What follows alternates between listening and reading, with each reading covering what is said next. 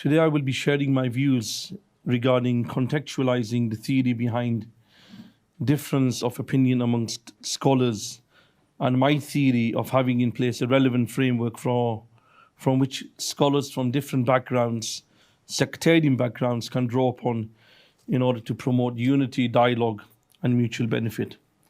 The Quran puts forth the doctrine of egalitarianism of all humanity irrespective of multiplicity.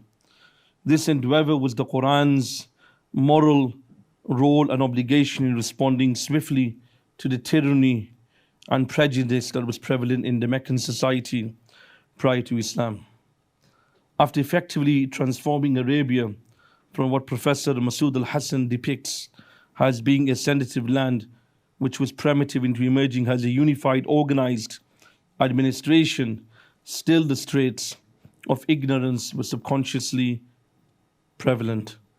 When the Prophet Muhammad ﷺ instructed his Abyssinian slave Bilal to climb the Holy Kaaba to call or to make the call of prayer, the elites of Mecca, including Sahal bin Amr, Harith ibn Hisham, and Abu Sufyan bin Harb, were astonished on seeing this former black slave standing on the Holy Kaaba and protested, "Did Allah and His Messenger not find anyone to call to prayer except this raven?"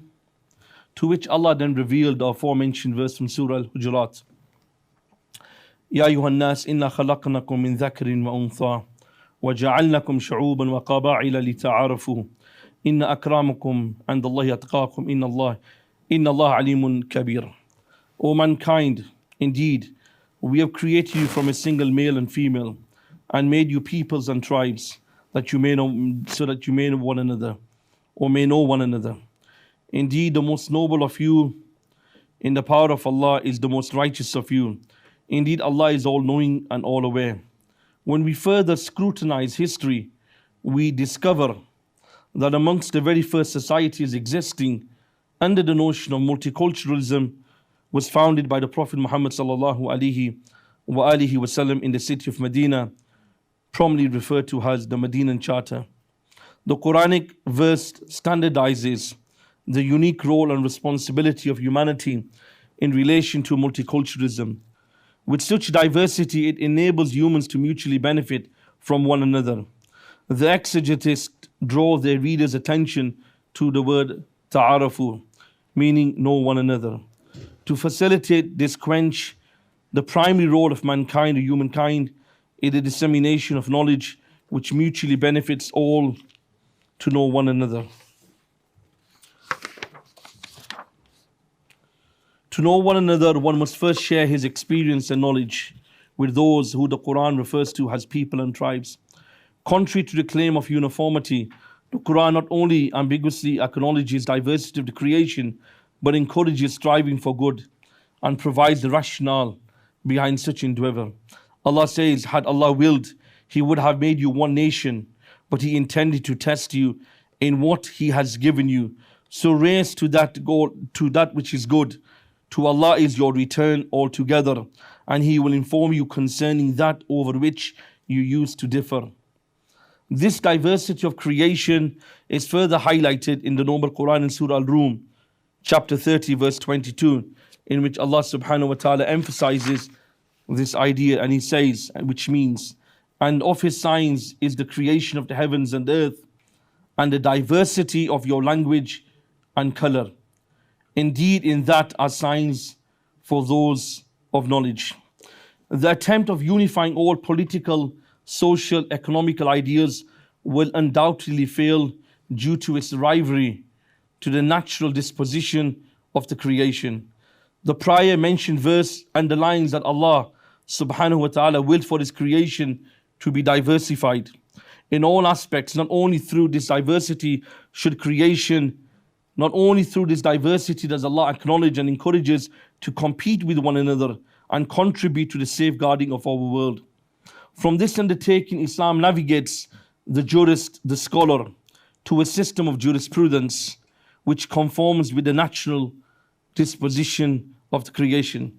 This jurisprudence is the idealism of managing the manner from which the legal rulings can be extracted from the most important legal sources or status for having a difference of opinion.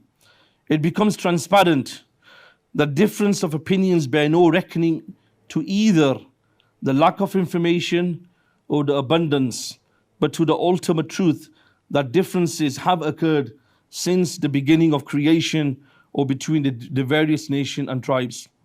The jurist must be fully aware of the sentiments, the realities and the circumstances of the place or time he finds himself.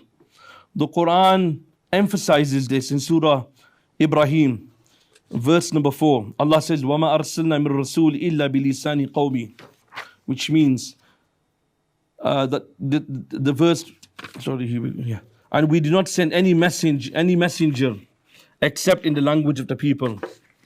Mufti Muhammad Taqi Usmani argues that knowing the language is not sufficient, but being fully aware of their understanding, the joys, the sentiments, the hopes and fears, and attaining a fully comprehensive awareness of the nature of people is conditional with dealing with them justly and morally.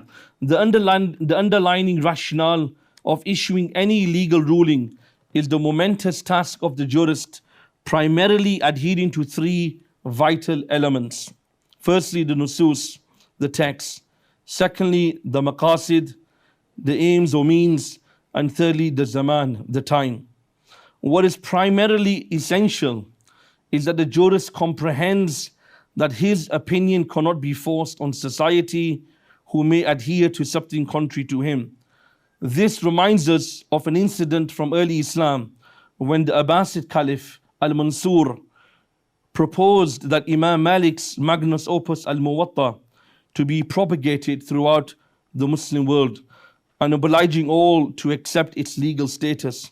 Malik refused and said the following: do not act on this, as various hadith and opinions of the Sahaba have reached the people and they have begun acting on those narrations.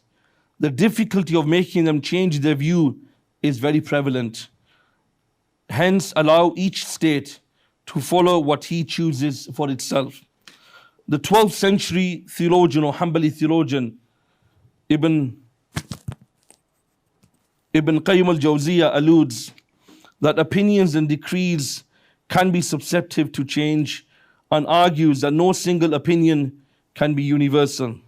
He underpins the conditions for such a change.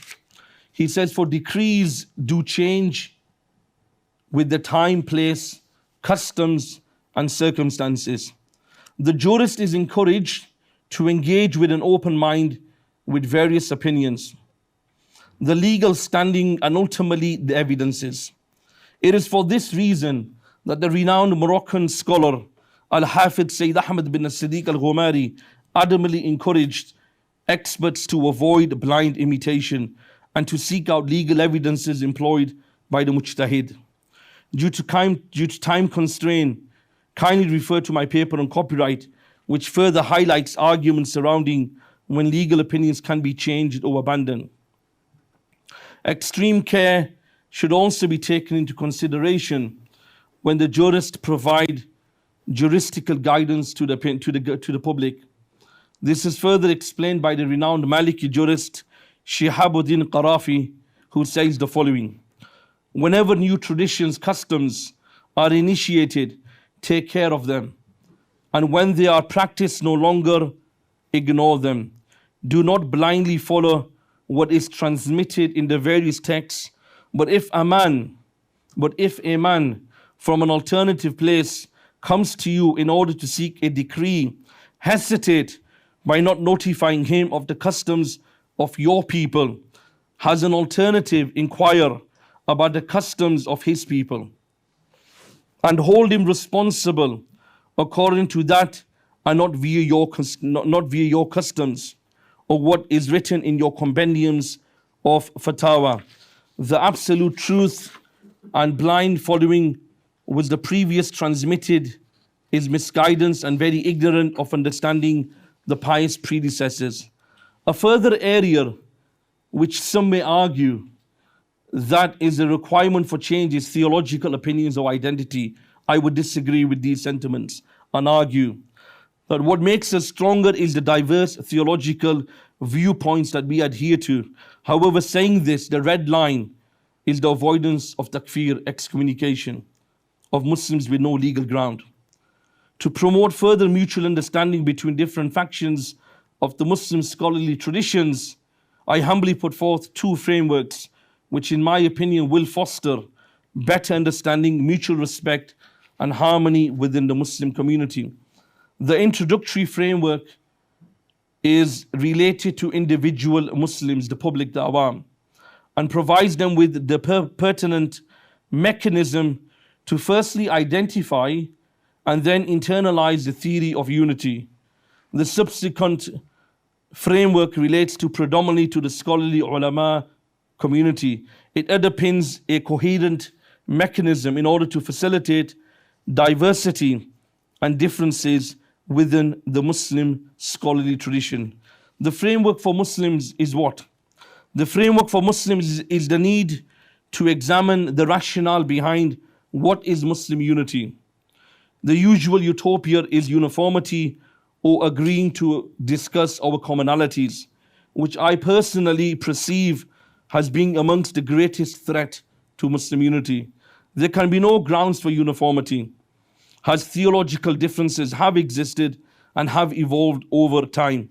However, these differences and how we perceive others depend ultimately on the jurist to be able to acclimate to modern realities when providing religious edicts or verdicts and guidance. The core components of nature or the core components or nature of this process is primarily based on harnessing the textual evidences against the contemporary realism and ultimately the application of the maqasid. The scholarly community must embrace a specific mechanism which will enable, in my humble opinion, his ruling to be more coherent and agreeable. This mechanism that I'm referring to is the usage of maqasid al-sharia, has the premises to derive legal ruling. The Mauritanian scholar Sheikh Abdullah bin Bayya alludes that maqasid al-sharia is the middle way that can bridge the ideals of revelation with the social realities that continue to experience development. The ultimate idea concerning the maqasid is what Robert Dixon Crane alludes has been stemmed from the idea of truth based on the Quranic verse, chapter 6, verse 115, that provides the reasoning that ultimate rationale is seeking the truth by what Crane calls using the intellectual jihad, intellect, to seek out the truth. In the pretext of contextualizing the definition of maqasid al-sharia, Crane asserts that the theory is that all revealed revelations contain a universal paradigm of thought, has a meta-legal guideline provided to humans regarding their rights and responsibility. Its ultimate purpose is sensing the wisdom and the end result of the legislation of the Muslim jurist, referred to as the foundational framework. The 20th century prominent Tunisian scholar Muhammad al-Tahir ibn Ashur defines maqasid al-sharia as the deeper meaning, the inner wisdom that the lawgiver has contemplated in respect of all of the Sharia ordinances. The maqasid al-sharia was classified into three categories by Abdul Malik ibn Yusuf al-Juwaini, died 1085, representing three core foundations of the maqasid: the essentials, the complementaries, and the desirable embellishments. Al-Juwaini validates that the Sharia aims to fulfill the interest of humanity, and hence his interchangeable uses of maslaha has or from the principles of jurisprudence with legitimizing the uses of maqasid. A further evolving of the theory into categories was undertaken by Juwaini's student and most senior student, Abu Hamid al-Ghazali. Similar to his teacher's approach, Ghazali was initially skeptical of the usage of maslaha in the application of deriving legal rulings, debates its necessity and unprecedented against the dururiyat into five higher objectives, which form the basic principles of the maqasid. The 5 universal higher objectives are being the protection of faith, deen, protection of life, protection of nasl, the protection of mal, and the protection of aql. These being the absolute paramount to be guided or safeguarded, should I say, against all odds. Has the principle of deriving legal stance of maqasid via the juristic principle of maslaha, which is open to ta'wil, Crane argues that there can be no limit to how many core higher objectives of maqasid al-sharia, because it's a natural law which expresses itself via the Islamic framework of vital rights. This framework is the idealism that jurist from whatever theological standing is able to derive his rulings or his verdict that are firstly coherent, secondly harmonious with the maqasid al-sharia. This will ultimately enable a holistic approach with dealing with the Muslim scholarly traditions. There is a dire necessity to be open and honest. And there is also a dire necessity for an open and honest platform from where scholars from different facets of society can debate, discuss, and contextualize the Muslim scholarly traditions in a friendly and academic manner. It requires questioning ourselves and others openly and freely without the threat of any retaliation or judgment. The final stage of this framework involves what I call the idealism of understanding and cooperation, which has 3 levels in my opinion. The first level is tolerance, meaning tolerating each other. However, in real essence, this level is bound to collapse, as it really means I won't kill you now. Then there is the higher next level, often referred to as diversity, which means I accept you, but I wish you were not here.